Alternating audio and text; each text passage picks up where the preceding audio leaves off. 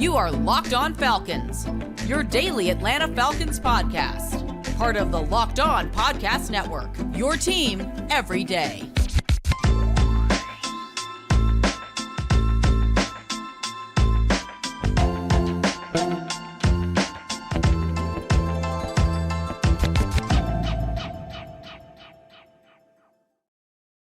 Welcome into the Locked On Falcons podcast and the Atlanta Football Party podcast. This is a simulcast because it's your home for the best Falcons football talk, and that's exactly what we have for you. It's local insight you can't get anywhere but right here at Locked On. I am your co-host, Tenitra, because Aaron Freeman is our co-host as well, and Jarvis Davis is right here for the party today also. Today's episode is brought to you by FanDuel. Make every moment more. Right now, new customers get $150 in bonus bets with any winning $5 money line bet. That's $150 if your team wins. Visit FanDuel.com/LockedOn to get started. And as you know, the Atlanta Football Party and Locked On Falcons are all part of the Locked On Podcast Network, your team every day. Well, my guys, 17 is now 19. And if our audience is asking exactly what that means the 17th head coach of the Atlanta Falcons was Raheem Morris, of course, in an interim capacity, but he will now be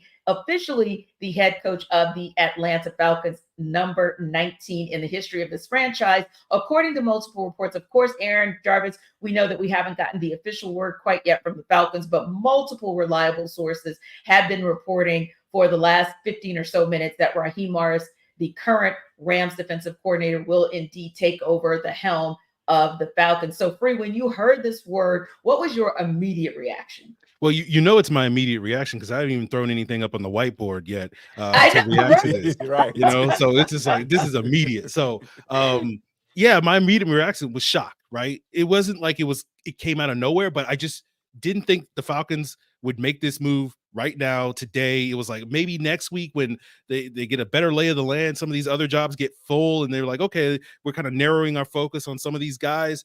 I thought that maybe when the time would happen for Raheem Morris, but outside of that, like, this makes total sense to me. Like, this is a guy that did a lot of good work here in Atlanta in his previous stint, not only coaching on the offense, coaching on the defense as the interim head coach, a guy that fits the culture, the first Black coach, full-time African-American coach in Atlanta Falcons history. And it felt like, and I was telling this to Jarvis before, it felt like this was the cycle where this could happen. This was the best chance.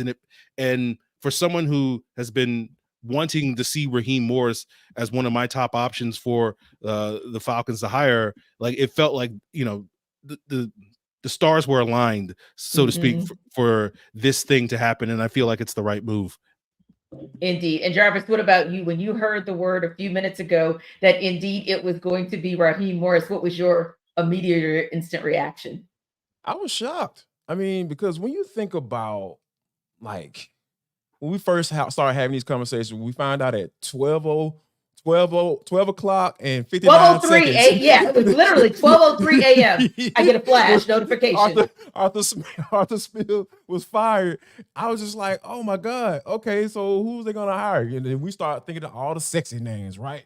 Jim Harbaugh. Oh, he'll be amazing. Whoever they have at quarterback, he's gonna make sure that dude is gonna be on point. And then we start thinking about Bill Belichick, and I was like, oh man, he got 1,000 million Super Bowls. So yeah, of course he's gonna bring the Super Bowl to the Falcons. But when you start thinking, when we first started talking about this, I said from the beginning, this was my dream hire. Literally, Raheem the dream. I said I was going to say that to my wife because I was talking to her about it. She said, Raheem the dream. Like, no, that's lame. I'm not going to do it. No, but it slipped out anyway. So Raheem was the dream for me to start off. It was the dream because I said I just didn't see a scenario where Rich McKay, Arthur Blank said, you know what? We're going to bring this dude back, and he's going to be the head coach of our team, and he can get us exactly where we need to be. And for them to decide to say that, you know, the whole Bobby Slowick thing, we heard that picking up a little steam earlier today. And I was just like, man, are they going to hire Bobby Slowick? But I even reached out to Aaron. I was just like, man, I don't know, man. This thing might be kind of happening pretty soon, my brother. But it's just, and I just came to resolve that, hey, this was going to be a situation where they're going to play this bad boy out. They waited for a head coach before. Even I brought up Dan Quinn. They waited around for him, you know, until he got do where he needed to be, or he felt what he needed to be that guy. But yeah, when I found out Raheem was the guy, and we were literally on the phone, we're talking about literally. I was like, talk about the show. It's just like, oh yeah, Raheem is gonna be the head coach. I was like, what? So yeah, for him to be the head coach, because I think, and regardless of of being a first black coach, I get that, I understand that. But just from a football standpoint, let's talk about that first. Just being able to communicate, being that communicator, being the guy that can talk to anybody from QB1 to doggone undrafted free agent. He could have a conversation and help that man be a better football player. That's what you need. And it's the best of both worlds. You not only get a guy who's kind of new, fresh, right? It's been a minute. What, 13 years, T? 13 years. 13 years since he's been a head coach. And also he has the head coach's experience. And the dude has the clout that comes with it too. The man won Super Bowl as defense coordinator for the Los Angeles Rams. So we got to give credit for that as well. So yeah, indeed, I love the fact that this dude is going to be coaching on the sidelines on Sundays. And I promise you, I just can't say it enough. I was shocked, utterly shocked that he was the head coach of this team. They naming the head coach of this team. Yeah, and I could say the same. I was blown away. Like Jarvis said, we were actually having a post-production conversation from another one of our podcasts, and I was like, Jarvis, hold up, because the notification came, and then it was like one after another from all of the reputable sources that you can think about, right? And I was just blown away to the point where we just got off phone. We're like, we got to go. But we were thinking the same way, because then our next thing was, are we going to do a show about this? If we are, I'm ready. So here we are talking about it. But I think the other immediate reaction that I had was one of joy. And since Jarvis, you talked about it from the football perspective, so did you, Aaron. I'm going to talk about it from the other perspective. I've already seen on social media and through listening to some of our local media outlets, the city is very excited about this. The fans, he's very well respected amongst fans. And listen, if we're talking about someone that fans can get behind, that's important. We know that this fan base has been starving to feel like they have a high caliber front office, a high caliber set of players to put on the field, and then high quality and high caliber people to put on the sidelines. Don't get me wrong. We all know that Arthur Smith as well was a high character person, but there's just something different about Raheem Morris, just in terms of people saying, hey, it's a proud moment for me. I've heard people say it, people of color who said it's a proud moment for me to see in this city that we kind of call Chocolate City number 2 to be going in this direction. But I've also heard people say, hey, for those of us who wanted a second chance in life, and it's taken us forever to get that second chance, even though we know we're deserving, to see him get that opportunity is great. And then thirdly, I think that I started reading what I saw on social media. And one thing that was exciting for me, so excitement is another thing that I'll put in there, was to see someone reputable like a Les Snead give a 2.5-minute monologue about just how good that team was going to be, whoever picked up Raheem Morris. So just a good day to be able to inform. And that was our reaction. And listen, we want to hear from you guys as well. I know we will. I know you guys are going to chime in to let us know your thoughts as well. But hang tight. When we come back, we're going to give more reaction on the reported hiring of Raheem Morris as the 19th head coach for the Atlanta Falcons.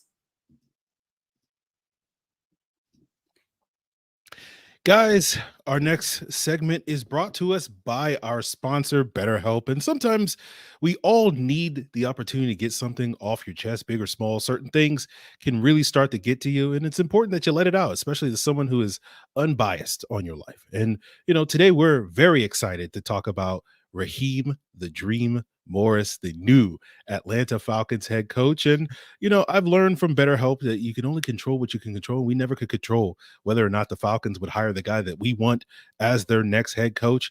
But, things are good, right? And things are good for us. But, maybe things aren't going great for you. And therapy can be different for everybody, right? Most of us are dealing with bigger issues in life than what our favorite sports team is doing. And it's important that you can share that and get things off your chest every once in a while. So if you're thinking of starting therapy, you got to give BetterHelp a try. It's entirely online. It's designed to be flexible. It's suited to your schedule. Visit BetterHelp.com/locked-on and you'll get 10% off your first month. That's BetterHelp, HELP.com/locked-on.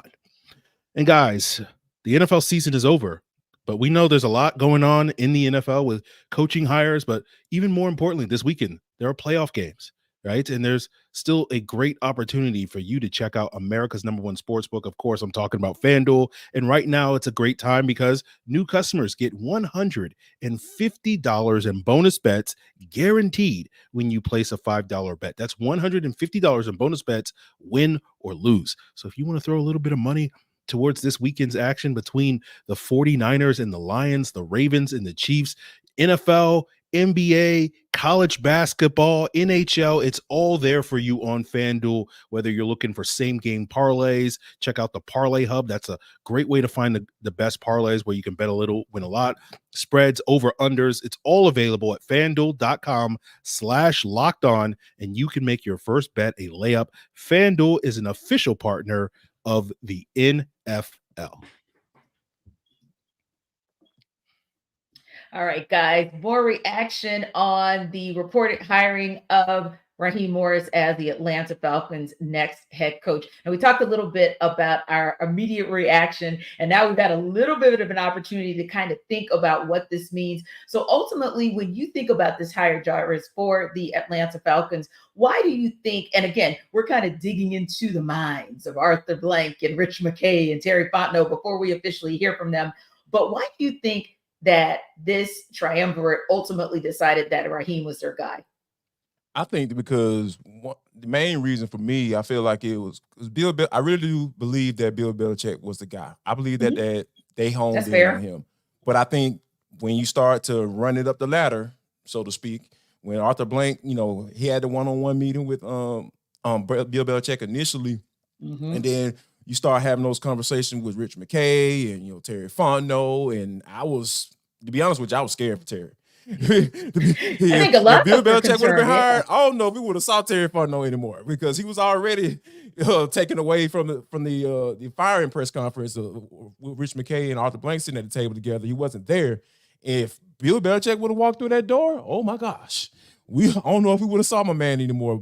And I think that ultimately the Atlanta Falcons looked at it as an organization, and once they put those heads together, they said, you know what?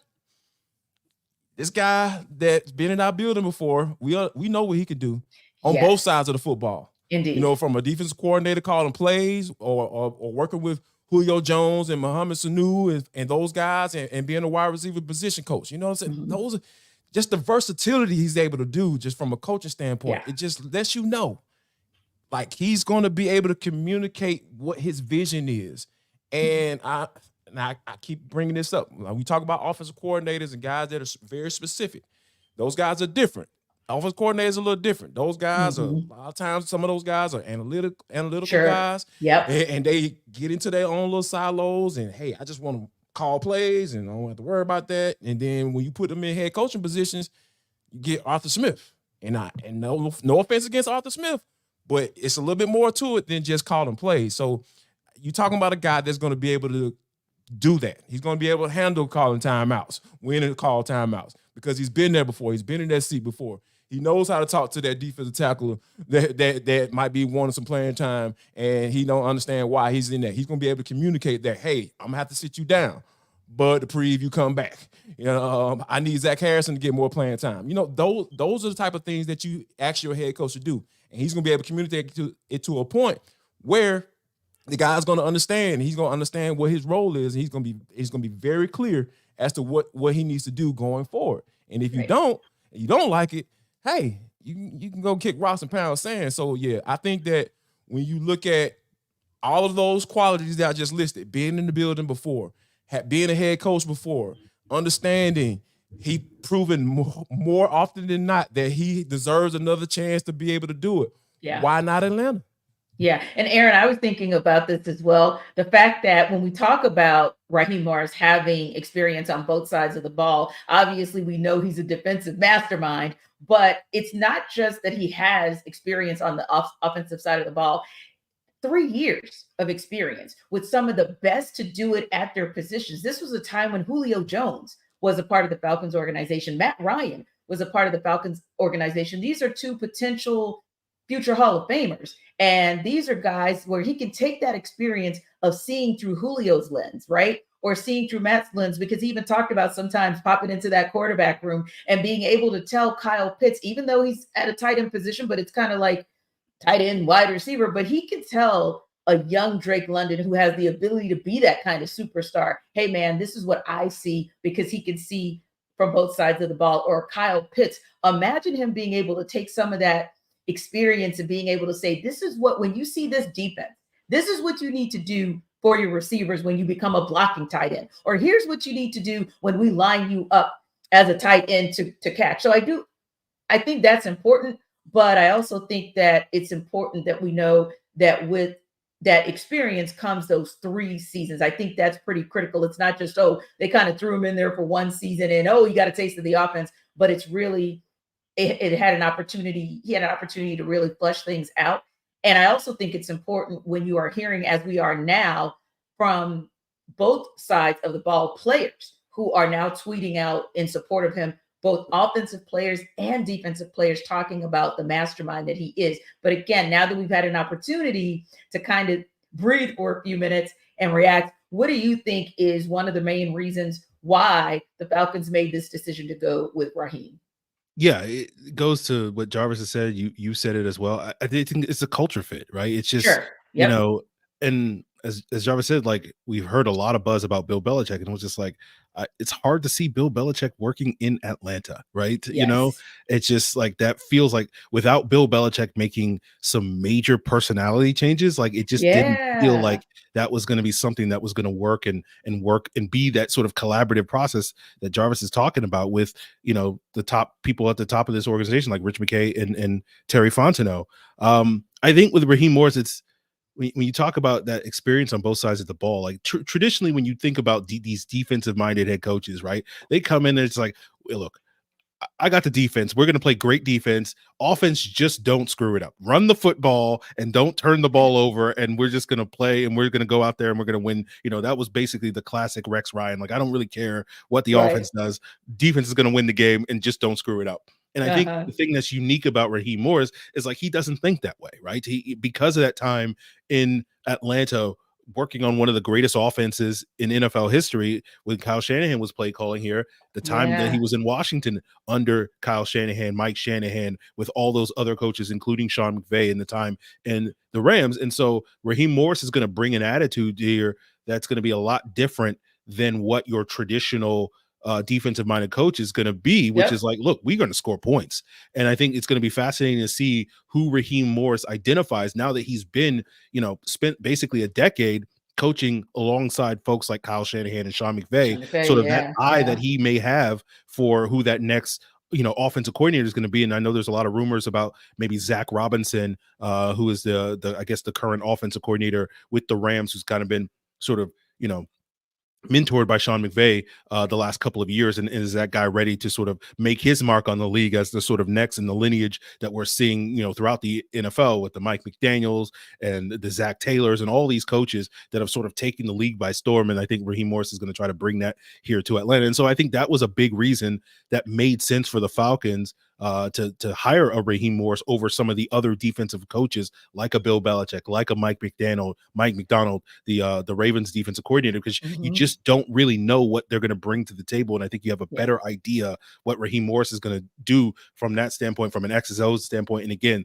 that culture fit, that experience, all the things that Jarvis was talking about that he also brings to the table. I think it just made it a match made in heaven. And I know a lot of folks with, wanting that more proven commodity and tired of the sort of first time head coaches. Well, like Raheem Morris is kind of the best of both worlds, right? Like, he's not so much with Bill Belichick, who's done it a certain way for 24 years and is at the end of his career. And he's not going to change at this point. It's like, I've had a lot of success and he has doing it a certain way, and I'm going to do it my way.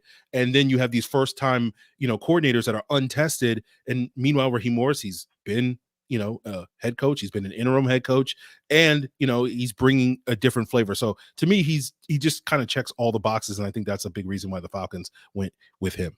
And I think to add to that, he's 47. So that's also best of both worlds. Like, you're not too old, you're not too young. You can probably feel connectivity to just about any generation that's in the building. I think that's important. And I want to go back to something that we kind of touched on, but I wanted to touch on it again as well. And that is, for me, why not go with a Bill Belichick. And the analogy that I used Free on earlier podcast when we were talking on the Atlanta Sports Party was, if you're that guy who maybe has been around for a long time, something has to change in order for you to make a shift, right? And so it could be something like what happened. I gave Dick Vermeil as the example. Now, when Dick Vermeil was the Eagles coach, Dick Vermeil was like pretty hard-nosed from all accounts, right?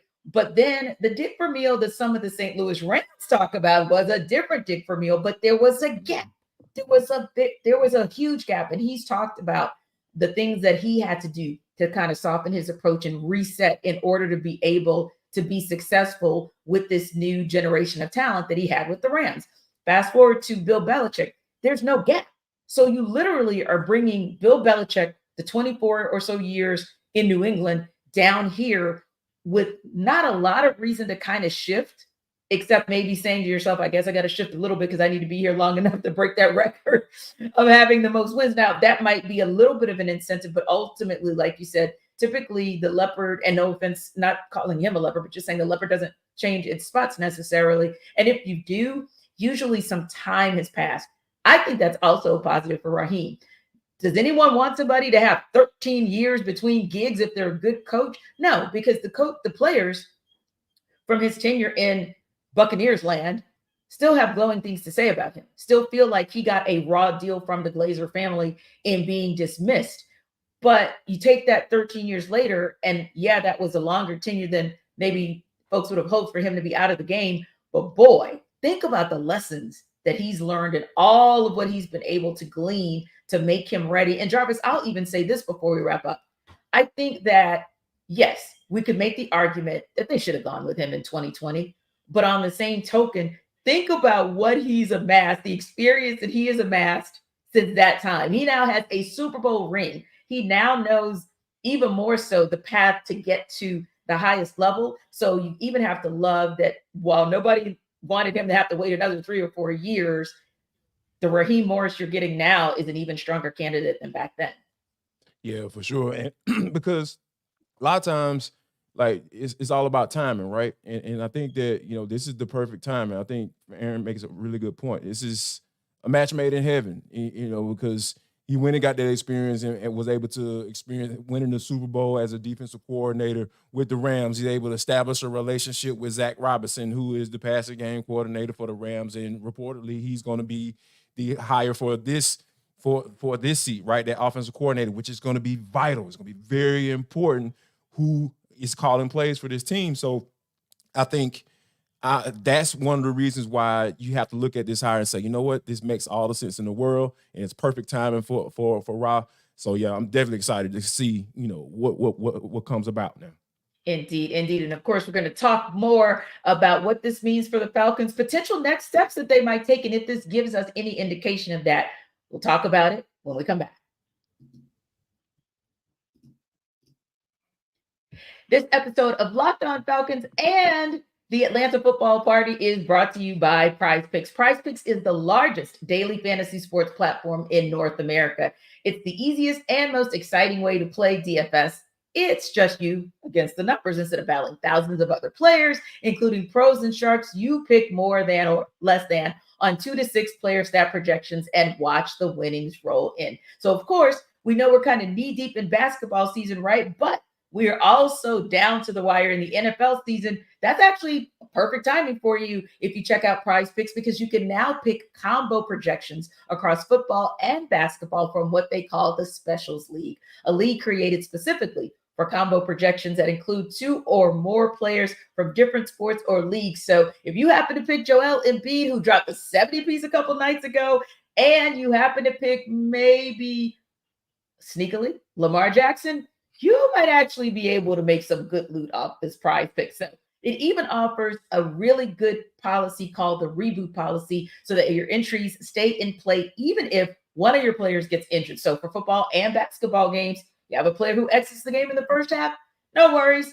If he doesn't return in the second, that player's rebooted. And Prize Picks is the only daily fantasy sports platform with an injury insurance policy. So go to prizepicks.com/LockedOnNFL and use code LockedOnNFL for a first deposit match up to $100. Again, that's PrizePicks, LockkedOn NFL. Prize Picks is daily fantasy sports made easy.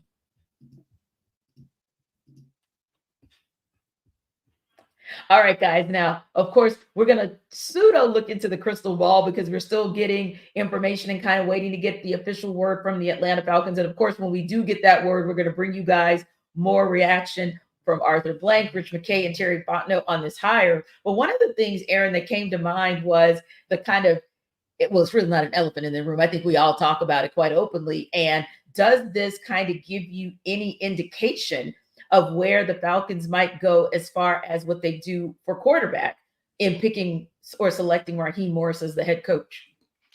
It'll be interesting to see what they do. I expect the Falcons to get a veteran and draft a player. It's just a question of how much do they want to spend on the veteran and how long do they plan that guy to be kind of the potential starter, or is he more of a mentor type for a high draft pick? And do they take a quarterback in round one? I think a lot of people think they could, but there's, they're kind of sitting in that no man's land at pick number 8. And some people think, okay, one of the Dallas top 3 Turner, one of the top 3 guys, may not fall to them. So do they reach on another guy, or do they wait until day 2 to get a guy that maybe fits a little? So those are going to be some major questions. Right now, sitting here, we just don't have enough information for me to feel one way or the other, but I feel pretty good that regardless of what direction the Falcons go, especially when it comes to the young quarterback, that you're going to get, a coach in Raheem Morris and potentially Zach Robinson, whoever he picks for his offensive coordinator. They're going to structure this thing so that they can try to develop that guy long term. And I know the big concern that a lot of people have with hiring a coach like Raheem Morris, who's not an offensive coordinator, is what happens if, Zach Robinson and company, they do a great job. They're like the Bobby Slowicks of the world with CJ Stroud. What happens if that guy now gets hired? Well, frankly, at that point, that's a good problem to have, because that probably means that the Falcons won a lot of games. So we'll cross that bridge when we get to it. But I think that's going to be something that's going to be in the back of the mind of everybody in that building in Flowery Branch, of sort of like, let's not have it so it was with Matt Ryan at the beginning of his career, where he had to kind of cycle through a couple of play callers. You see it with Justin Herbert in LA, where he's basically every single season he has a new play caller and whatnot. So I think that's going to be something that's going to be pivotal for this regime to sort of figure out. And I can't wait to, see how it all goes. I know that'll be fun. And Jarvis, before I go there, Free actually said something that made me want to go back a step 2 in talking about the possibilities for an offensive coordinator and the fact that Zach Robinson might be quite a good fit for what Raheem wants to do. And with us knowing, all 3 of us knowing kind of Raheem Morris's defensive philosophy, is there a DC out there who you feel would potentially make for a good fit for Raheem and maybe some of those good pieces that the Falcons already have on defense? I think one of the things that when you look at what this defense is, right? Because we had this conversation, Aaron, on Atlanta Football Party, where we were talking about scheme, right? A 4-3, 3-4. Like thankfully, the Falcons are kind of in between. So they got some guys, if you want to run a 4-3, that you can roll with, and they got some guys, if you want to roll with a 3-4, you can roll with as well. So I think, like, with the scheme that he runs, with an even front, I feel like this is something that this is something that you can really get with. And then I think that more than likely he's probably looking at an assistant that he coached with out there in LA on the defensive side of the football. I'd be interested to see whether or not he's going to call plays. Do he want to be the CEO, or does he want to be involved in it? And I think that, given that his experience, he doesn't have to feel like he has to prove himself, because, hey, I won a Super Bowl as a defensive coordinator calling plays. So, hey, I'm bringing in somebody that I trust to be able to do that, and I'm going to be the CEO of this thing. So, I think more than likely, the more and more I talk about it and think about it, I feel like he'll probably go that route. Yeah. So you're probably looking at an assistant from the Rams, and then like as far as the personnel goes, you can go either way. If you want to do an odd front, and run it like that, you have the personnel to do that. And if you want to do an even front, you got the personnel to do that as well. Go ahead. To cut you off, T. One name I'll throw out there that worked with him with the Rams, who's available, who was also on the Falcons head coaching radar, is Ejiro Evero. I know a lot of people were excited about him potentially last year when the Falcons hired Ryan Nielsen. So those are 2 guys that, they know each other. So, you kind of get 2 head coaches in one, kind of. That's a good call. Boy, oh boy, Jarvis, if that happens. You got the You got my juices flowing over here. Yeah, I don't know like, what about to do. man, I'm oh, about to jump on the man. seat. I start Yeah. shouting, woo! Oh Don't my get this man a towel. goodness. Right. But real talk, Free. Real talk, JD. We got reports out of Flowery Branch from sources that the Falcons were very impressed with Ibero. So you never know how that might play out, because this is one of those He interviewed twice, so there you go. Something. Yeah. Right. And this is one of those situations where, you know how sometimes, like, we kind of felt like this was the breakthrough cycle for Raheem Morris to get a head coaching position. Feels like with Ibero, this may not be the cycle for him necessarily, where he's going to get that head coaching gig, but it may be the cycle where he gets one more high-profile defensive coordinator gig.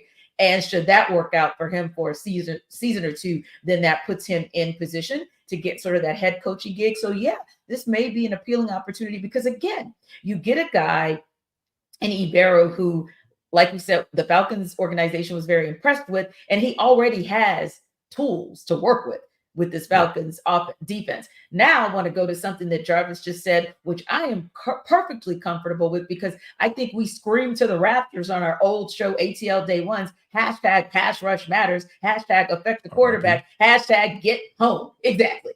So we were like, yeah, the show, rest in peace, not our belief in the pass rush, because we still want. Ain't going nowhere. Now that stays, whether it's Locked On Falcons or whether it is the Atlanta Football Party. But I go to that because as much attention that's been given to, oh my God, what do the Falcons do at 8? I think Free makes a great point. What if you can get a veteran quarterback who can give you a solid year or two, a la Matthew Stafford? When he went to the Rams, everybody was like, that's a toss-up. You really don't know what's going to happen there. And we all know what happened there. So Jarvis, that could be an option as well, where the Falcons are able to somehow secure a quality veteran who could give them another season or two, and maybe then use that 8 to go with a pass rusher, because who knows? There are still going to be quarterbacks, and I'm going to use one, not that they're going to go after Carson Beck, but hear me out with what I'm saying. That next class, everybody's talking about the class of 2024, but there's some quality quarterbacks in the class of 2025 who, if the Falcons are hopefully mid to late round, the first round next year, we don't want a lottery type of pick anymore, but they could also get that rookie quarterback or that potential franchise quarterback next go round, go pass rush this go round. Maybe Raheem don't want to wait and just want to call Ryan Poles. Terry Fontenot may have a relationship with Ryan Poles and say, hey, then there's big head. Yeah. Y'all got a quarterback that y'all don't need. We know y'all want Caleb Williams. Let's go and take the second round pick, in this year's draft, and go on about your business and do what you need to do. Because at the end of the day, I get the young quarterback. I would love for them to draft the young quarterback and bring him up, but we talk about both sides of the thing, right? Be able to get both sides, the experience and a guy that that has the tools and the assets to be successful as a head coach. How about getting a young veteran quarterback that got some at least 3 to 4 years, good years left in him, the way he's playing quarterback, and you can win some games with the personnel that you have on the offensive side of the football. Indeed. So we know that the expectation is sort of win now. When I say sort of win now, meaning that it's not necessarily the case that the expectation will be the Falcons are going to go run out and get a Super Bowl. Although we have seen some quick turnarounds in that regard with, say, the Rams. Obviously, Raheem was a part of that. But what is your expectation in terms of where, and of course, this is all postulating before Arthur Blank makes a statement about it. But Jarvis, as we wrap, what are your expectations for where you want to see this team go in year one of Raheem's tenure as head coach? Well, for me, I think this move tells me again that the Falcons are trying to build off of what they've already done. I think that's kind of what it's really signaling, where you're not going to go in and completely change offensive stylistically, that McVay, Shanahan school, all that stuff. Arthur Smith, they all come from a similar tree. So you don't have to change any sort of schematically. You just got to get the quarterback right. That's really the main issue. The defense is ascending. The run game didn't quite live up to expectations, but I think there's every reason to believe that thing can sort of rebound and bounce back and be sort of the foundation of this offense. And so if you can get the quarterback right, you can maybe add some more speed at the wide receiver position. Jarvis, get the pass rush going. I gotta show Dallas you the love. Turner. If you can kind of check those boxes, I feel like you can feel like, okay, yeah, we didn't quite get to the mountaintop this past season with the 7-10 seasons, but the Falcons were close. They were a couple plays away that they should have won several games there, and they should have another opportunity. That I think the expectations are year one. If you can again solve some of these problems, you should be back in the playoff mix, and then at that point in time, you can continue to build in that direction and feel like this is a team that we can continue to get better and potentially be that team that's now, like the Detroit Lions going up against the 49ers and some of those teams, making a deep postseason run.